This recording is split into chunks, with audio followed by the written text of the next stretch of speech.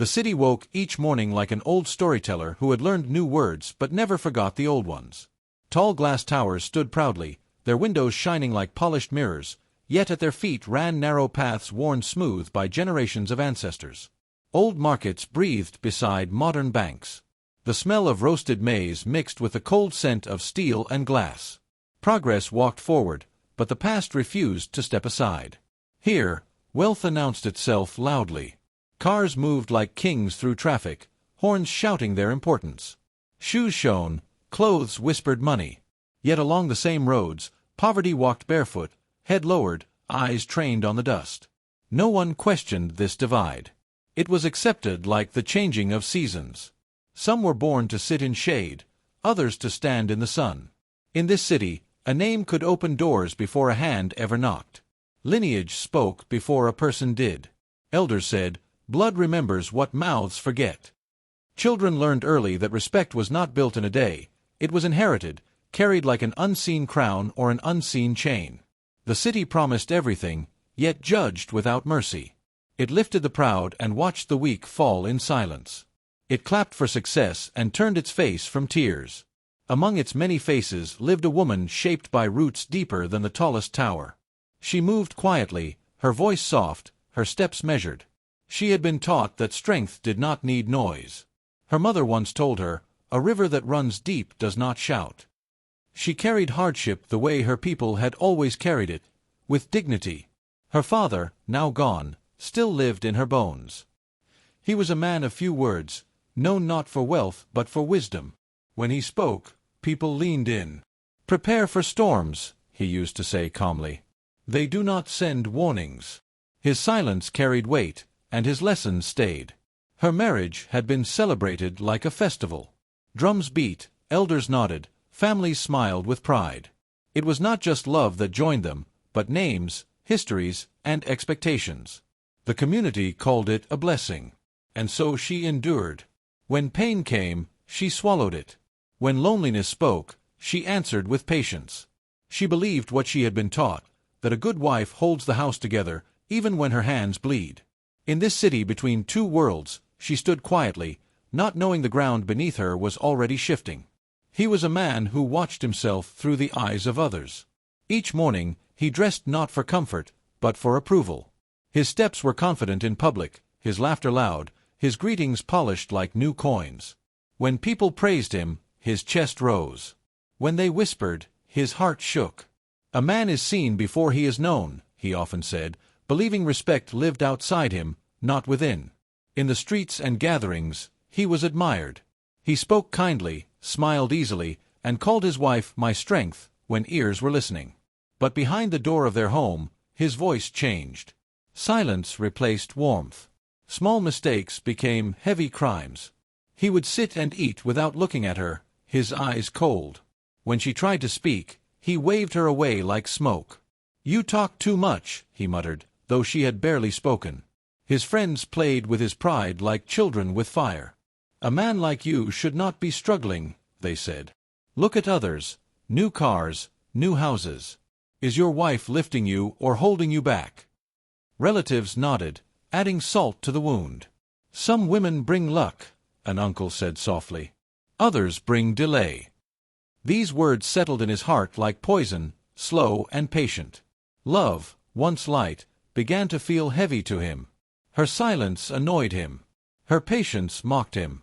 He no longer saw her sacrifices, only his own hunger for more. The night he turned on her, his words cut deep. "What have you brought into my life?" he shouted. "No children, no progress, only shame." She stood still, trembling. "I tried," she whispered. He laughed without humor. "Trying is not enough."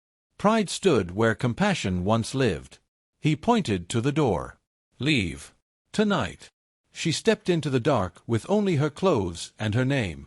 Behind her, the door closed. Around her, neighbors watched through cracks and curtains. No one spoke.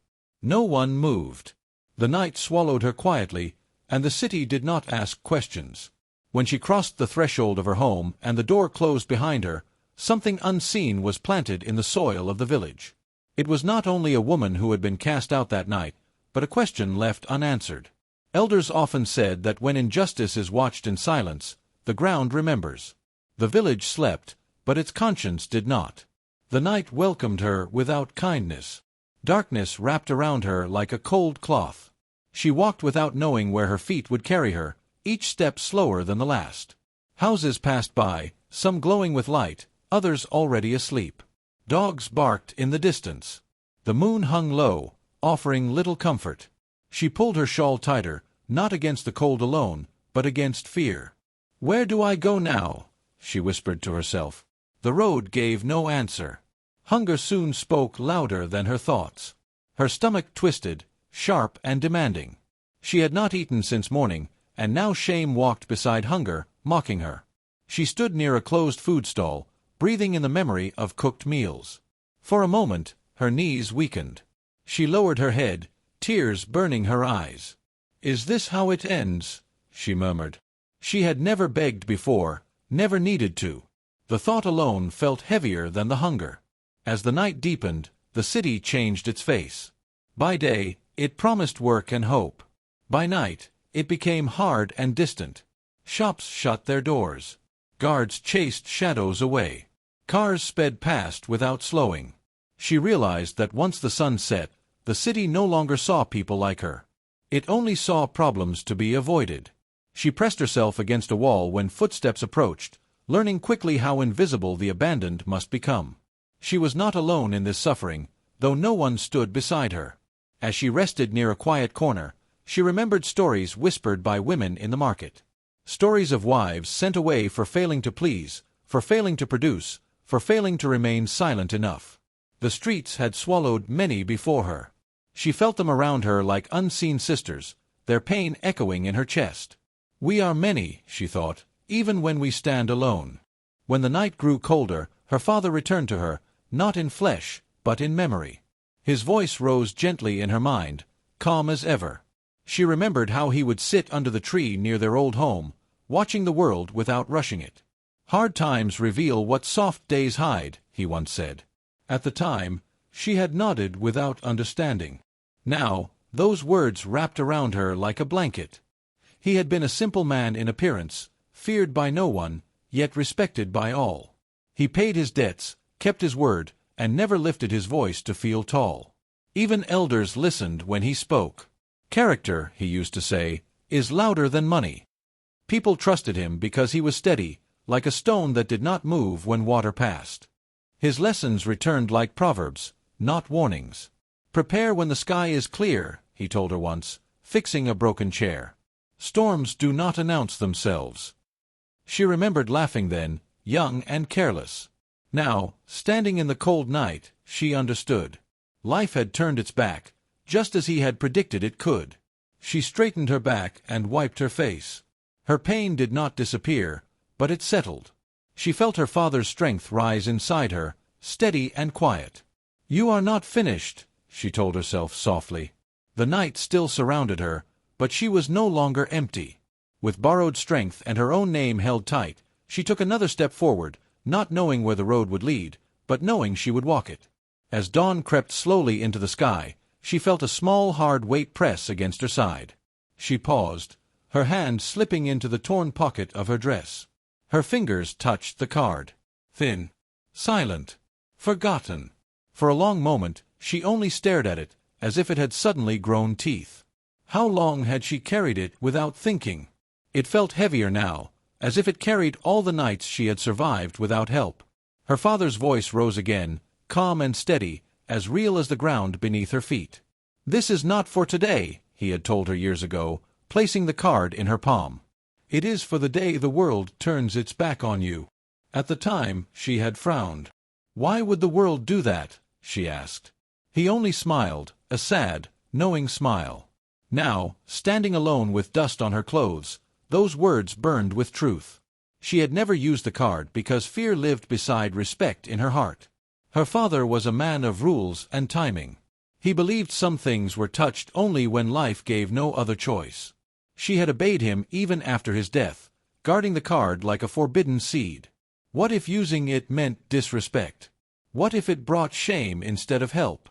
These questions had kept her obedient and silent. She closed her eyes and held the card tightly. "Father," she whispered, "if this is the storm you spoke of, then guide my hands." In that moment, the card no longer felt like plastic.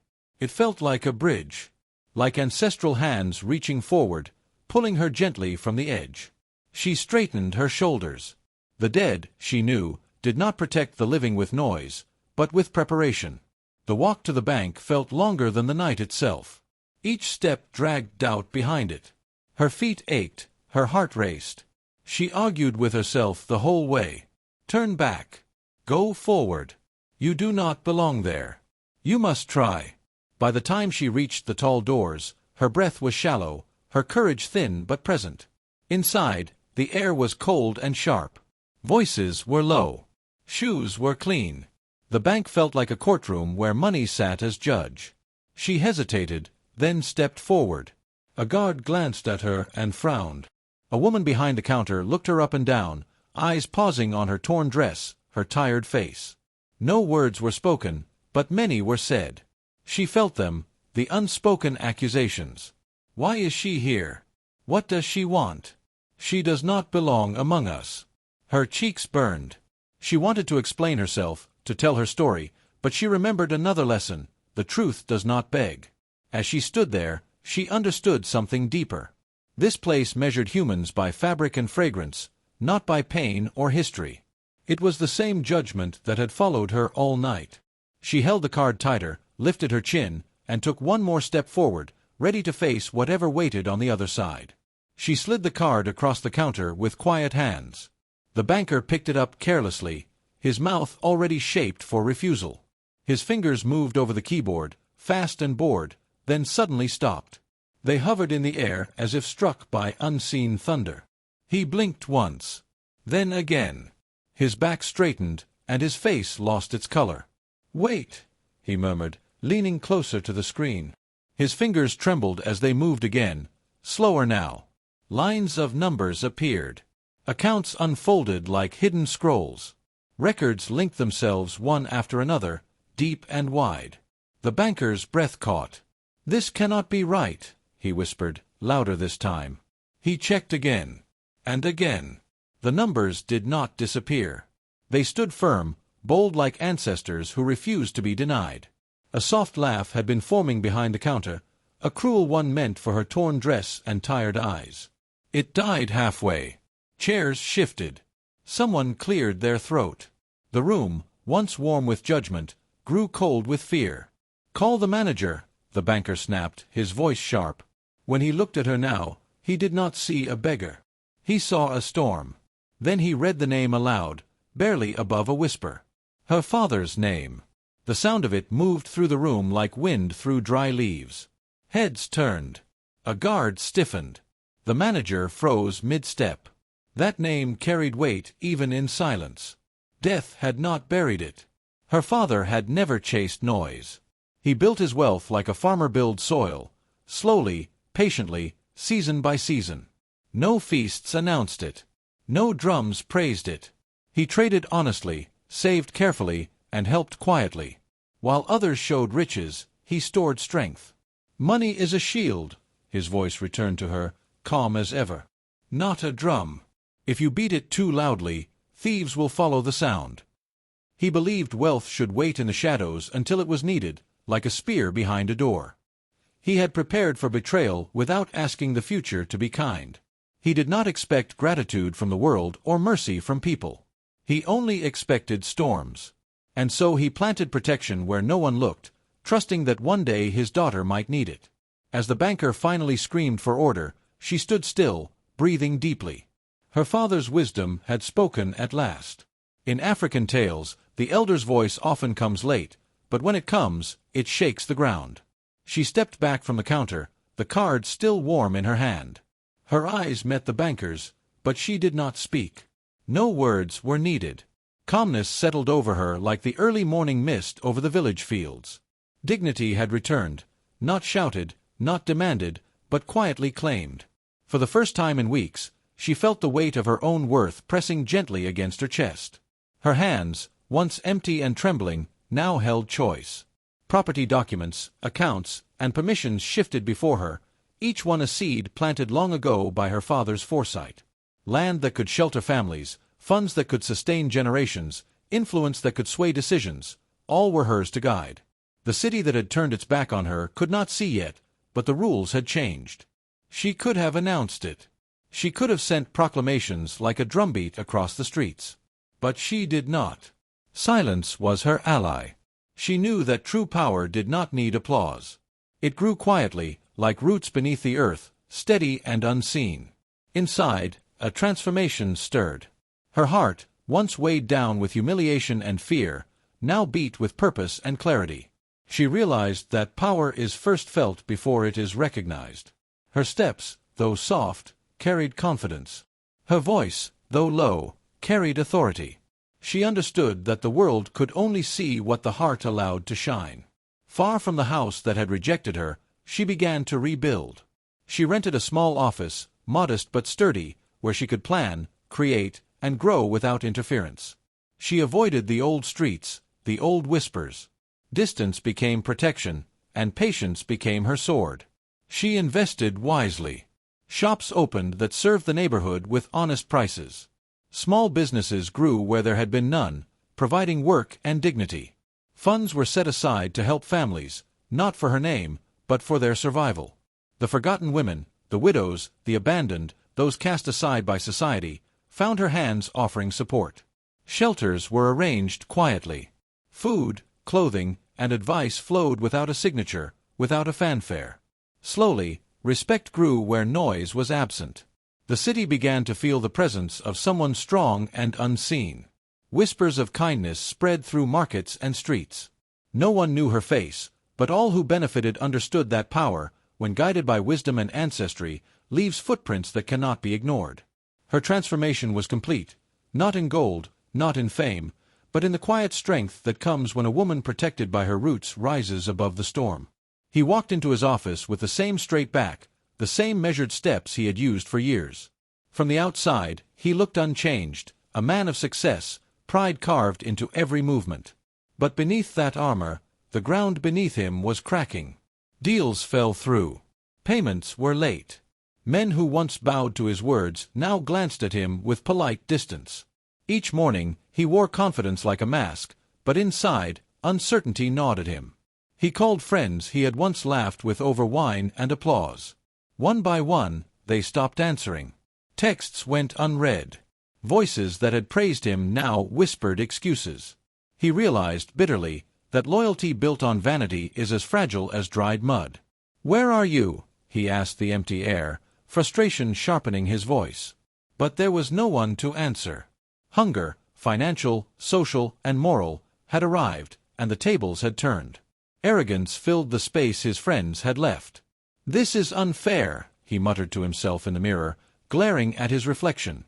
"The world conspires against me. I did nothing wrong." But the truth was heavier than his ego could bear. Pride blinded his eyes, hardened his heart, and refused to see the seeds of his downfall he had planted himself. He knocked on doors that once swung open at his name. Now, silence greeted him. Receptionists remembered his charm but had no sympathy. Business partners shook their heads politely, offering excuses. Even the landlord of his luxury apartment hesitated before speaking. The world he had ruled with ease had turned away, and he stood at the threshold, powerless, facing the same judgment he had delivered so freely. Fate, however, had one final arrangement. A city council meeting, public and unavoidable, drew him in, unaware that she would be there. The room hushed when she entered, calm and composed, exuding authority in a way he could not comprehend. The woman he had discarded held a quiet command that silenced the space. Eyes turned toward him, then her. Murmurs fluttered like restless birds. The city watched silently, asking one question without words: who truly holds power? And in that moment, judgment returned to the judges. Pride, arrogance, and shallow assessments revealed themselves. The man who had measured worth by appearances saw the truth. Those who belittle others are often humbled before the world they sought to impress. His fall was complete, witnessed, and undeniable. She stood in the quiet room, the city's noise far behind her, yet the weight of the past pressed upon her chest. Memories of betrayal, of harsh words thrown like knives, rose like smoke she could not ignore. She faced them, not with rage, but with the calm that comes from knowing storms pass, yet roots remain. The pain was real, but it no longer commanded her. Tears fell inside her, hidden behind closed eyes, like rain nourishing the soil unseen. No one watched, no one whispered. Her sorrow was private, sacred, a dialogue with her own heart. It cleansed, but it did not weaken. It reminded her that dignity is not given by others, it is taken and held firmly, even when the world expects crumbling. She thought of revenge, the sharp pleasure it promised, the satisfaction of seeing him stumble. But a wiser voice, the voice of her ancestors, spoke softly. To repay cruelty with cruelty is to bury yourself in the same pit. Instead, she chose truth, boundaries, and patience. She would not let bitterness root in her spirit. Her moral compass pointed toward self-respect, not destruction. Her restraint became its own force. It struck louder than punishment, heavier than accusation, and deeper than anger. In refusing to harm him, she wielded power far beyond what any act of vengeance could create. Silence, dignity, and self-possession carried a weight the city could feel without a word spoken.